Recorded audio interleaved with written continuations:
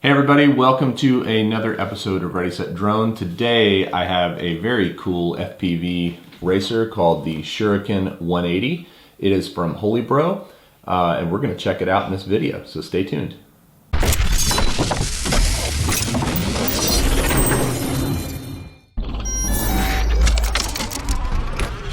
So the Shuriken 180 from HolyBro.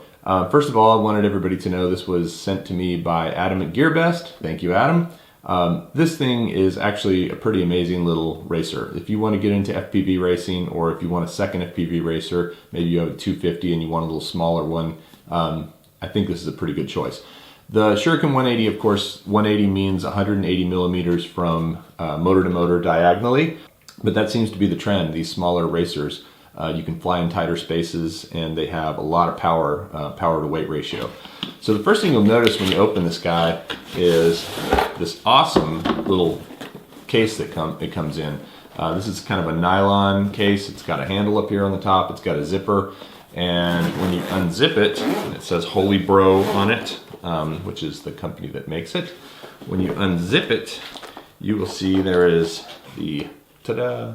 The quad sitting right in there with the propellers already on. It'll sit in this case with the props on. The transmitter antenna for the FPV transmitter, and then the documentation, spare props, and everything live up in here. It does come with 4 spare props, comes with the antenna. It does not come with a battery, so you have to supply your own battery with this thing.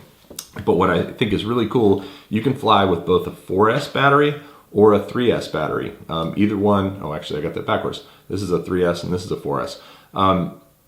Either one will work. Obviously the 4S gives it a little bit more punch, but the 3S works just fine. I've had a great time flying with it. I would recommend the shorter batteries. You don't want the longer ones because of the way that the battery sits right here. It's nice to have it a little bit forward, and you can put it behind the antenna, kind of balance it out right here, and go to town. So I wanted to show you a couple of key features on this. First of all, the camera is encased in this yellow protector here, which is nice. I believe you can adjust the camera's angle. Yes, you can adjust the camera's angle by pulling it up and down. This thing is pretty fast and tends to tilt down quite a bit, so I tend to keep the camera angle pretty sharp up so that when I'm flying at this angle, it's straight in front of me. I've crashed a couple of times. I don't know if you can see the dirt and smudges here on the front, but the camera's been just fine. The antenna goes right here behind the camera, just screws in like this, and there is a big sticker when you open this thing that says, do not plug in the battery without first putting in the antenna. The reason is you can fry your transmitter if you do that. Now this transmitter is cool because it has some jumper pins right in here, and I don't know if you can see them very well, but when you move those jumpers, you can actually go from 600 milliwatts to 25 milliwatts. Now why would you want to reduce from 600 to 25? If you're flying with friends or racing, 600 is going to interfere with everybody else. If you're flying by yourself out in the field, 600 is great. You get a great picture, pretty long distance, but if you're flying with friends, you're going to want to be in 25. Also, one cool thing about this guy is there is also a button. There's a little button inside here that allows you to change the transmission channel for your transmitter. So you can adjust it pretty easily, and there's a number. There's an LED readout here that tells you what number, what channel you're transmitting on. It's 5.8 gigahertz, and it works with Fat Shark goggles really well and gives you a nice clear picture.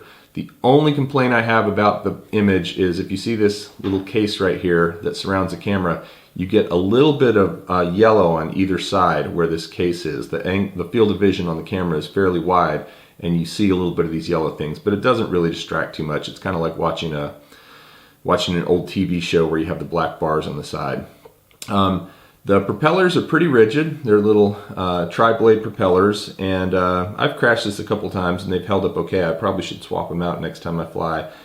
This quad's flight controller uses CleanFlight for configuration. You plug in the quad via this little USB port and you install CleanFlight. If you are not familiar with CleanFlight, it is a little bit intimidating, but it's not actually that hard to use. There's some configuration you have to do to this thing when you plug it in, particularly around the transmitter, the rudder, aileron setup, and all that sort of thing. I'll do a separate video on how to use CleanFlight and how to set this guy up. But for now, just know that it does work with CleanFlight, and you will probably need to do a little bit of configuration. There's some other good videos out there that show how to do that as well.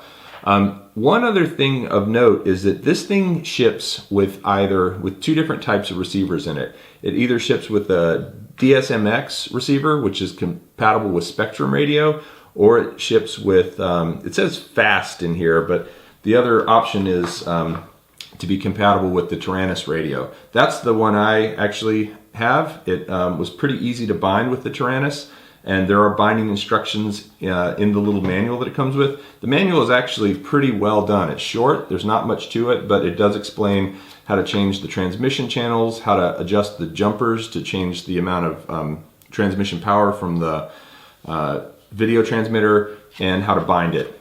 And also some of the basics of how to use CleanFlight with it. Although there's a lot you can do with CleanFlight, so again, separate video. So I've flown this thing maybe 7-8 times so far, and it's got a lot of punch. It is very nicely designed. You can just see it's a real cool looking drone with this yellow plastic on the outside, carbon fiber on the top and bottom, and then all of the components are underneath this top plate, so they're pretty well protected. You can take it apart and see those components, and there are videos where people have done that. I'm not going to do that right now. Overall, just an amazing little quad as far as the amount of performance you get out of it. It's not terribly expensive. You can get it on GearBest. They also have a big brother to this one, the 250, that flies really well. One other thing to be aware of when you fly this is cable management. I have actually found that rather than putting the battery flat, if you put the battery in at a 90-degree angle like this, and then obviously, like I said, you want to make sure you're kind of putting it in the center so that you get a nice balance. It's much easier to do cable management like this than it is if it's rotated and flat. And it stays on there pretty well, especially if you do a little bit of Velcro on either side. But there's some rubber under there, and this Velcro strap actually holds it pretty well. I've had some crashes. I've had it come off before, but generally if you don't crash, it won't come off. And then if you wanted to really get crazy, you could put a Mobius on top of this. So overall, I really, really like this little Shuriken 180.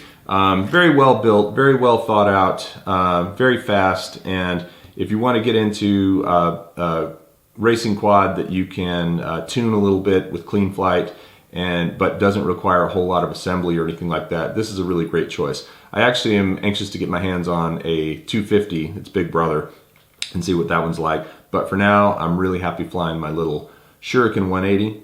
Thanks again to GearBest for providing this. Please see the link below if you would like to buy one. There's also a discount code that I will provide for this. That'll get you 18% off.